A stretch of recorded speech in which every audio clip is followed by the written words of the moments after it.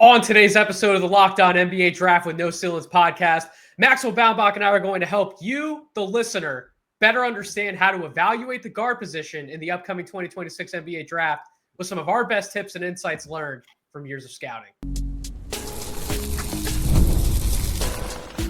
You are Locked On NBA Draft with No Ceilings, your daily podcast on the future stars of the NBA, part of the Locked On Podcast Network, your team every day.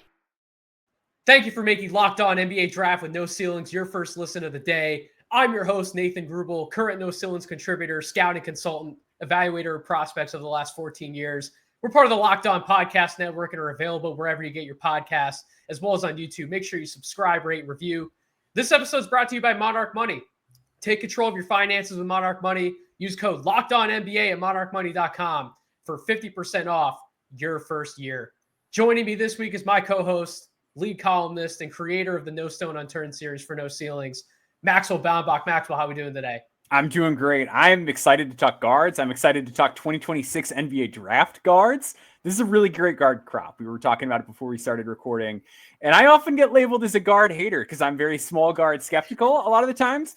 But this guard class is legit. We're going to talk about what you should be looking for in these guards. And then we're going to get to some standouts at the end. And I think these are two guys that deserve a little bit more love than they've been getting. 100% agreed, Maxwell. So on today's episode, like Maxwell said, we're going to go through some of our best tips and insights for scouting the guard position for the upcoming 2026 NBA draft class.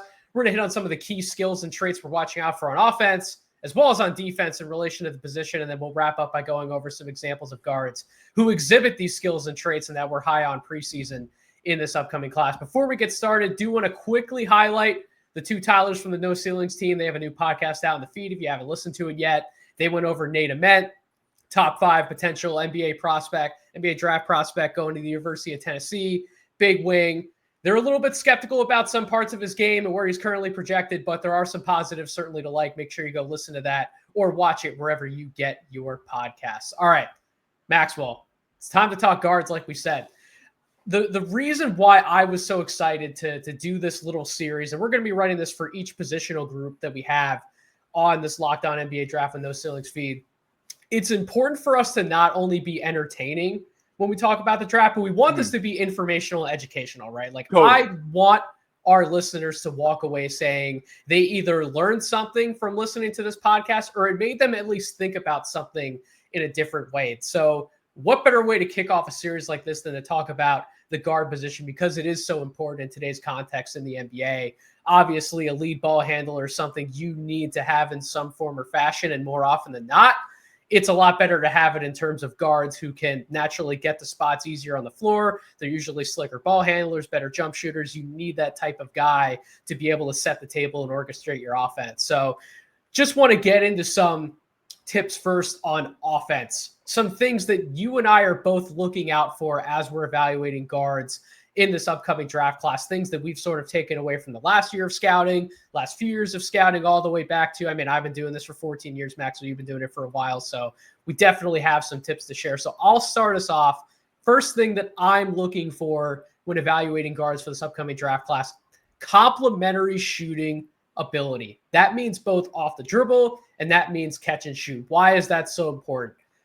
We talk about guards as table setters, but a lot of times now in the NBA, you're going to find these bigger wings or even point centers in the case of Nikola Jokic running a lot of the offense from scratch, right? And so you need guards who can not only break someone down individually one-on-one, but they need to be able to complement that other ball handler. What that means is you need to be able to space the floor effectively to allow everyone else to operate properly. So that means you need to be a threat from beyond the arc, not only just off the dribble, but also from a catch and shoot perspective. Some of the best players, some of the best shooters we have in the NBA guards, like not only just Stephen Curry, but even like a Jalen Brunson, you trust somebody to hit shots off the catch. That's an area where Shai Gilgeous-Alexander for the Thunder, who just won the title, has had to improve on a lot. That's something that I'm certainly looking to evaluate more and more, especially as we see three-point volume uptick across the board. Maxwell, you and I talk about it all the time in the NBA. It's become something that it's a non-negotiable. You can no longer have the Rajon Rondo type of guard who can't shoot. It's just not something you're going to see in today's NBA. I know you want to talk about shooting as well. Yeah, absolutely. I think the ability to shoot and keep the defense honest is incredibly important.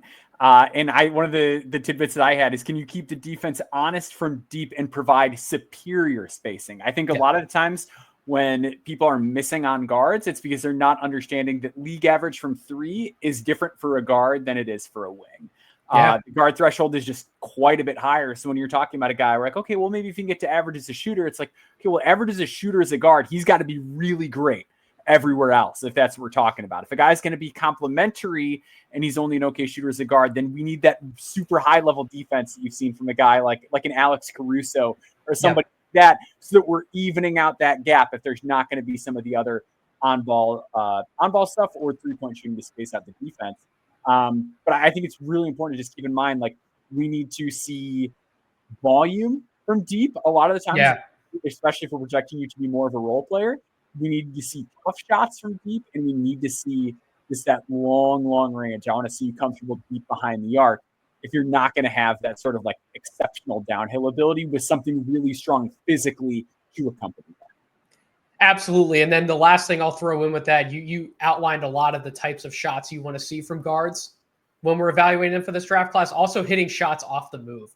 I think the way the game is played in the NBA nowadays, everything is just quick decision after quick decision. You need to be able to map the floor, as we're hearing a lot more analysts say in media. You need to be able to map the court, read where you need to be, relocate, and then be ready to hit that shot initially off the catch right when you get the ball. So that's something that you and I are both looking out for. Another thing that I'm looking at in particular, and something that I've discussed a little bit on social media, but I wanted to make sure I got this out in podcast form because we're going to talk about it with a number of guards, not just tonight, is ball handling, in the sense of not just putting together your fancy, flashy combination moves like the Kyrie Irving dribble packages and the John Morant dribble packages, but getting to spots in few dribbles, right? Like, what's the functionality of your handle in navigating inside the arc? Can you actually use 2 to 3 really tight, concise dribbles to actually get to where you want to get to on the floor? Are you utilizing some footwork, which is something that you're going to talk about a little bit in concert with those dribbles, to be able to make sure that you're not only wasting opportunity in terms of there's this quick gap in the defense. If I don't read this and take it within the split second, that advantage is going to disappear. But you also don't want to waste the shot clock time and the time and break the rhythm of the offense altogether. Like we just talked about, the NBA offense today is a lot of quick decision-making. You want to be able to take advantage when you have that space and not waste any time, not waste any dribbles out there on the floor. Yeah, I think that's spot on. And one of the things I was actually going to kind of tweak how I phrased it from when I initially sent it to you. But I think one of the points I want to bring up is, are you able to consistently create advantages with your handle, footwork, and craft? I think that ties into exactly what you're saying. I think about guys like Cason Wallace versus Nick Smith, who, believe it or not, a lot of people had in like a similar tier pre-draft. If you look at them dribble, Nick Smith can do a lot of fancy stuff with the ball. Like, he can dribble it several times, but it's a lot of east-west. It's a lot of backwards, and it's not a lot of downhill, and it's not a lot of advantage creation. It's a lot of setting up a difficult shot. Where you watch Cason back at Kentucky, and it's a very simple game. Like you said, it's very few dribbles, but it's so just expertly set up with either ball screen rejections, use of ball screens, just knowing how to manipulate that second level of the defense and get to your spot. And then, like you said, make a decision from there, because it is such a fast-paced, frenetic game. The next step to that is, once you create those advantages, are you able to adapt to those changes in front of you and make good decisions based off of it? With a guy like Nick Smith, who struggled a little bit in the league, I think that's where it's been. It's been creating a true advantage and then reading the floor from there. Where a guy like Cason obviously has the massive defensive value. There's a gigantic body type difference between the two of them, but it's been just being able to simply create an advantage and then make a really good decision once you collapse the defense, and just being reliable and steady in that sense. 100%. And then the last point that I had that I wanted to make sure I got out there was, we're evaluating pick and roll technique and playmaking very heavily. Not only do we want to see you good examples of it on film, we want to see volume. I want to see guards have, 152, 250 plus possessions, pick and rolls, including passes. When I'm looking at their profile on Synergy, I want to see that they have that experience operating off of that decision tree and utilizing it to their best advantage, because a lot of the NBA game is built around not just high pick and roll, but being able to use a screen, know when to accept the screen, reject it, come off of it. Everything is so quick and so fast. I want to see someone operate at the top of the floor and make those multiple reads, right? If you don't have your initial roll man on the slip, are you able to make the cross-court pass? Are you able to make that corner kick-out pass when you've actually got penetration?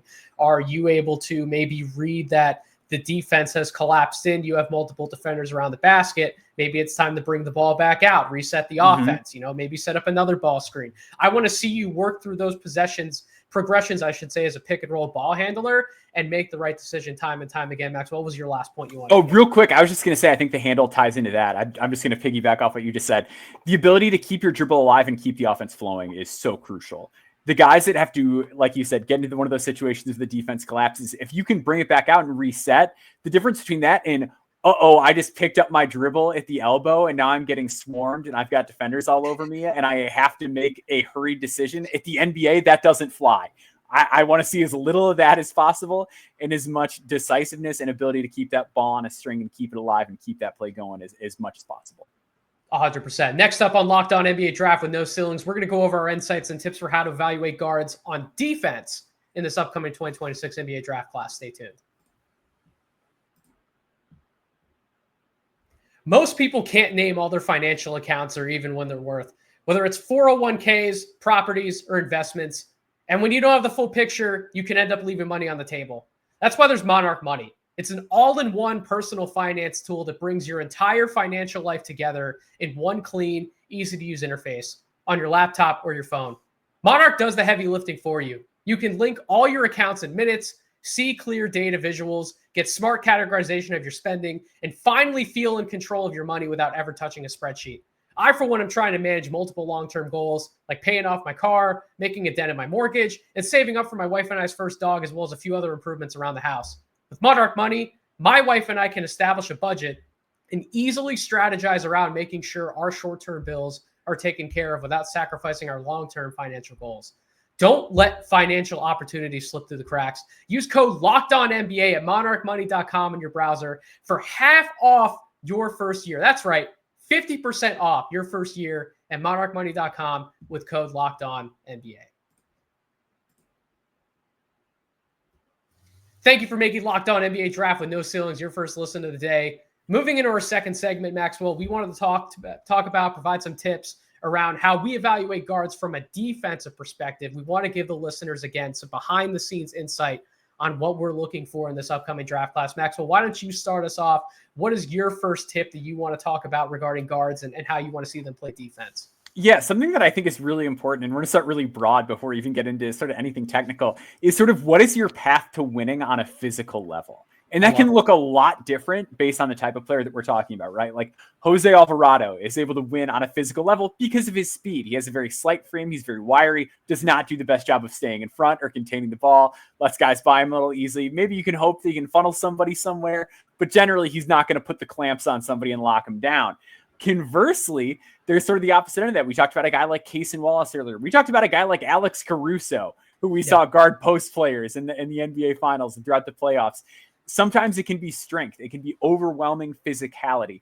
But I want to know that there is some way that you can stay above board or even better, provide value to your team on the defensive end. And so often, if you were going to be a plus defender, there's some sort of physical component that ties into that, be it speed, overall athleticism, power, maybe a blend of multiple things that is present in those types of players. And that's something I always look for, especially if I'm projecting somebody to be a positive defender or if they need to be a positive defensive player in order to become a positive player or even a net neutral player, hang on the edge of a rotation. That's something I'm always looking for.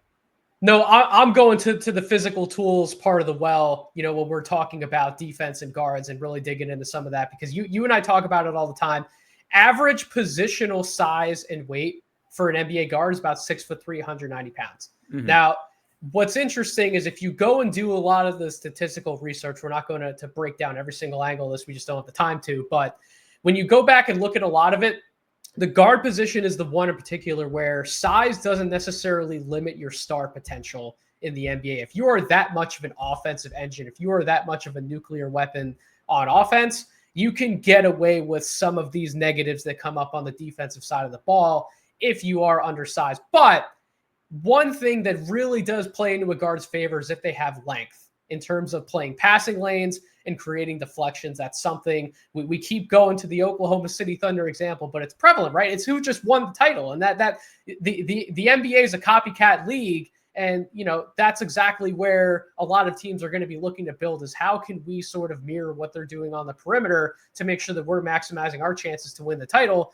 A lot of these guys have positive wingspans. I'm not just talking like a +1 or a +2 wingspan, like a +4, +5 wingspan. You brought up Cason Wallace earlier. He has like a +6 or a +7 wingspan. So we're talking about guys who have the physical tools to be able to win the battle, both on the ball as well as playing off the ball, communicating with others, and being able to make sure that they're taking advantage of those gaps, filling those gaps, and creating those deflections and utilizing those steals to get their teammates out in transition to create easy buckets on the other side of the ball. Especially, it's so important with a team like the Houston Rockets. We saw them do last year as well. Young team, not necessarily great at creating a lot of half-court offense. Wasn't necessarily hitting a lot of jump shots at a high caliber level, but they're able to get so many transition runouts because they have defenders like Tari Eason and Amen Thompson, being able to play passing lanes, create those deflections, and get easier opportunities for their teammates. So that's a big thing for me. When I talk about physical tools for a guard, it's important that we set those average thresholds,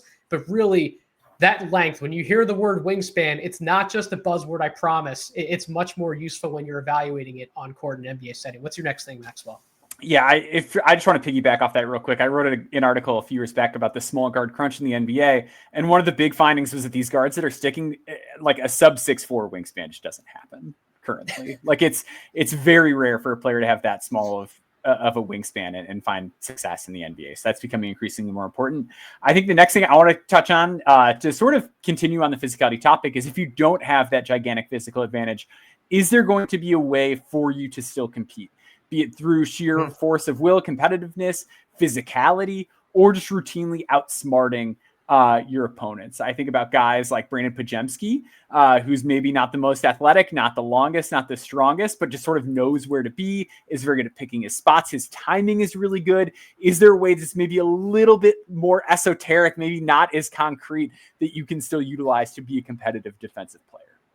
I'm so glad that you brought up Brandon Pajemski, because that feeds into my next point, which is rebounding and doing the little things, right? So for the bat, and Brandon Pajemski isn't a small guard. He is technically on the bigger side for a lead guard if he's playing that position.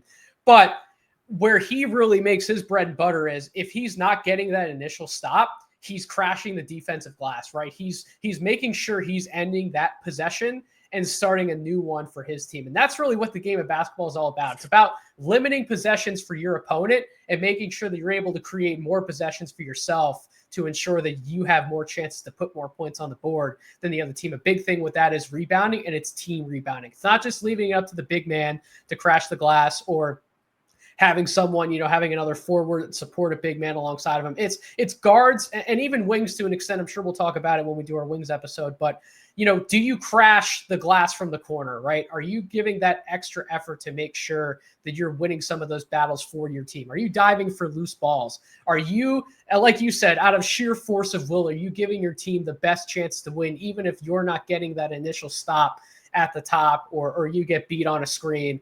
Are you making sure you're giving that next effort after that play, kind of letting that negative aspect of your defense, forget about it, move on to the next thing, have a short memory, and make sure that you're giving your best effort on that next try? What are you doing in terms of doing the little things? What's your next thing, Maxwell? Yeah, so again, we're tying right in. So you talk about rebounding, which is not something people normally associate with guards. My next thing is rim protection. How do you play around the basket as a guard defensively?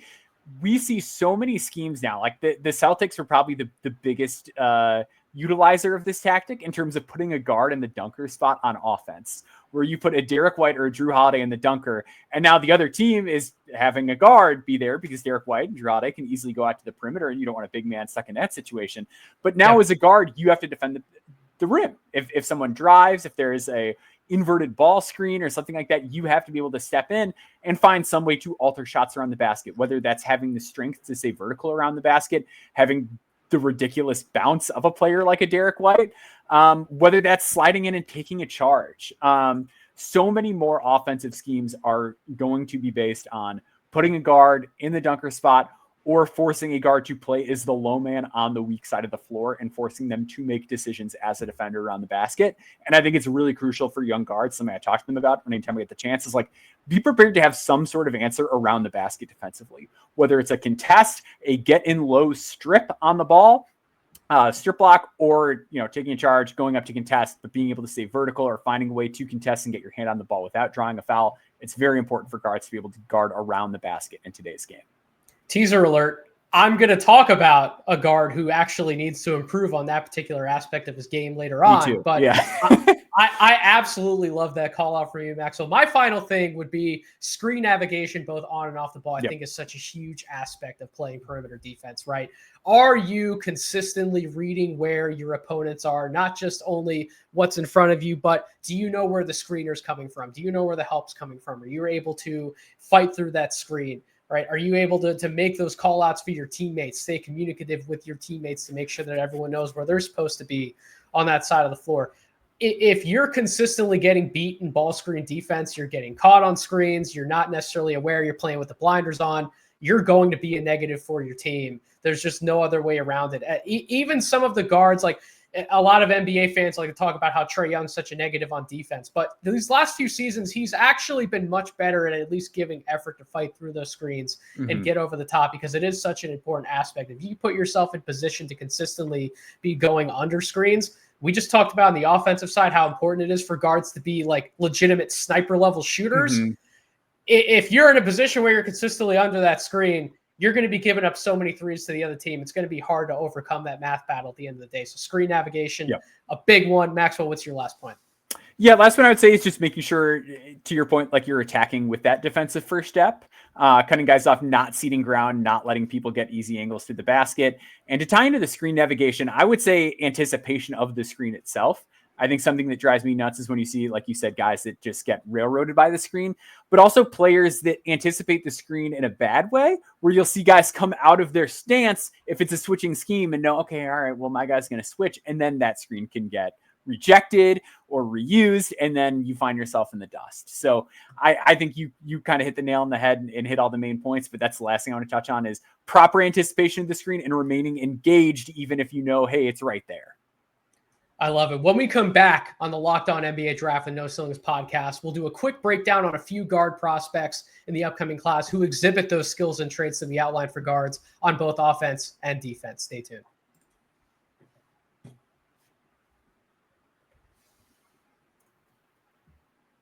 All right, Maxwell, prospect time.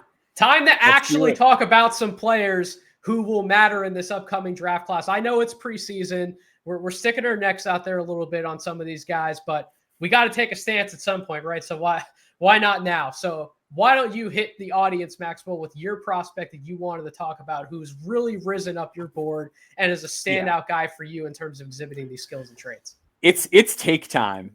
Adrian Wooley, Louisville by way of Kennesaw State, lottery. Number 14 on my board to start the season. Was hoping to get him for no stone unturned. Ended up on too many mainstream mock drafts. Couldn't make it happen. But Adrian Wooley exhibits so much of what we see, particularly on the offensive end with what we talked about. The defense needs to come along. But boy, oh boy, can he shoot off the catch. 42.7% on catch and shoot threes. 42% on dribble pull-up threes. He took 69 of them. This is not the case of a guy hitting a few that he was dared to take. He is very good with that pull-up jump shot, but still knows how to manipulate a ball screen. Really able to keep that handle alive. He has such a fun blend of size and athleticism at 6'4" on 190 pounds, that prototypical NBA guard size. He's got some old man funk to him where he'll have some really nice like back to the basket, fake, I'm going to pull out my dribble moves, where he then goes back to the rim, can really finish through contact. He has that toughness. He elevates well at the basket, but that ability to just consistently collapse defenses, keep them honest when they're going under screens, and then additionally set up those ball screens in a number of ways to create those advantages. Basically just drills the things I want offensively out of a guard. And then defensively, I think he's got some of those same tools as well. And again, also the fluidity as a passer on offense, I want to mention real quick too. But defensively, has really good speed, has really good length, knows how to use it, cares, competes, plays really tight on the ball, gets up in guys' business. I think there's a lot to like on that end. It's where he needs to develop more. But offensively, I think he's one of the best guard prospects in this class. I'm with you and Adrian Wooley. We were talking before we started recording the podcast, like, where do you have him on your board? You mentioned you already have a preseason lottery grade on him. And I'm like, no, that's not nuts, because you look at this guy offensively, and he showed on film last year at Kennesaw State a mix of everything you would want to see out of a guard prospect. And now you mentioned the Louisville transfer. He's going to get to do it in the ACC on a much bigger stage. He's going to do it alongside a group of talented players, both in the backcourt and in the front court. So he's got the type of guys who he would want to play off of offensively. And he has some dogs on the defensive side next to him, too, who are going to help him out a little bit with some of his shortcomings that you can see on film on that side of the ball. So I'm with you on Adrian Wooley. I think the sky's the limit for this guy in terms of where his draft stock can end up. I think he is definitely that type of popular prospect you can see on some preseason top 30 boards, but you already taken that stab at having him inside the top 20. I don't blame you, because I got to be honest, I'm a big fan of his as well. Another guard who I'm a big fan of coming in, we did this exercise, our first podcast back together. We already talked about Michael Brown and Christian Anderson, two guards who I could have used for this as well. But I want to introduce someone new to the audience. Cayden Boozer, Cam Boozer's twin brother, also will be attending Duke this year. So he's a big name out of the gate already. They played Columbus High School in Florida last year. They won the Geico National Championship, not the Geico National Championship, excuse me. I don't even remember. I think it's Chipotle now. Yeah. Chipotle Nationals. Yeah, they won the Chipotle Nationals. Cayden Boozer actually hit the game winner in the Chipotle Nationals, which was awesome to see for him. But 6'4", 205-pound guard, reported 6'9" wingspan was what I was seeing online. We're going to see if some of those measurements ultimately line up, but there's that +5 wingspan that I was talking about. Synergy tracked 26 games for the Explorers last year, 13.6 points per game, 4.2 rebounds, 5.8 assists, 2.2 turnovers, 1.7 stocks, and then 51, 35, 83 splits from the floor, 60th percentile in 160 pick and roll, including passing possessions. He was in the 83rd percentile on spot ups, 88th percentile on handoffs, and 75th percentile in transition. So you can already see a little bit of a diverse offensive package in terms of working on the ball, off the ball. He hit 41% of all of his jumpers, 39% on catch and shoot threes, 41.5% on his jumpers off the dribble, 46.7% on runners, which was a really nifty weapon of his. I really like when he goes to that jump stop floater, and then 61.5% at the rim. Listen, strong-bodied point guard, knows how to utilize his frame to his advantage when he attacks defenders inside the arc. He creates contact. He knows how to create separation using his strength.